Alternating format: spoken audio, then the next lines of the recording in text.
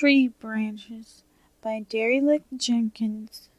Have you ever experienced the typical thunderstorm as your head lay sleepily upon your pillow as a kid? I believe we all have many a time. Were you scared? I'm sure a good portion of you are. Of what, though? The gusting winds? The hammering thunder?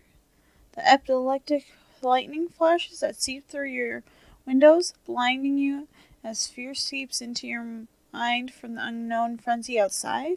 Or maybe it's the tree branches rapping against your windows, watching the dark cast its aura, transforming it into a nightmarish silhouette of your worst nightmares, your eyes transforming it into the worst possible thing. A monster with long, lanky limbs and a deformed, grotesque body. Sharp red eyes pierce through your soul as it stares at you, tapping its large pointed finger across the glass of your window, sometimes scraping at it, hissing at you as it stares at your feared farm, hiding under the covers, laughing as it watches you shake. You can only think of what it would want with you or to do with you. Take you away? Kidnap you? Eat you even? Digging into your flesh with the sharp, jagged teeth. Or maybe it's a bit more devious. It could tear you limb from limb and wear bones as jewelry. You're pretty much too scared to think of the horrendous things the branch atrocity could do. Instead, you fall asleep as you wear your mind out, and wake up to find only a healthy, beautiful tree staring at you from outside, dripping with water. Now, I thought nothing of it the next time the storm rolled in a few weeks later.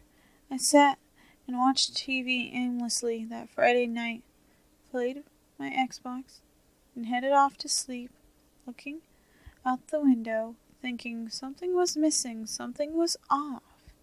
But I shrugged it off and headed to sleep. As my eyes lay shut, it hit. Tap, tap, tap. The grotesque branch monster.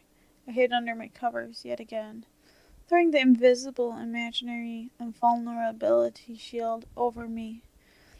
I shook myself a bit and waited, and soon enough, to my pleasure, its tapping disappeared.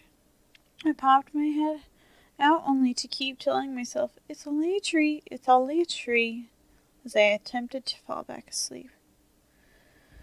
My eyes closed, and sleep fell over me until the tapping returned yet again.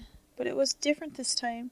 There was no sound associated with this tapping. It was a sharp tapping, one that occurs from physical touch, physical sharp, jagged pain tapping into my side.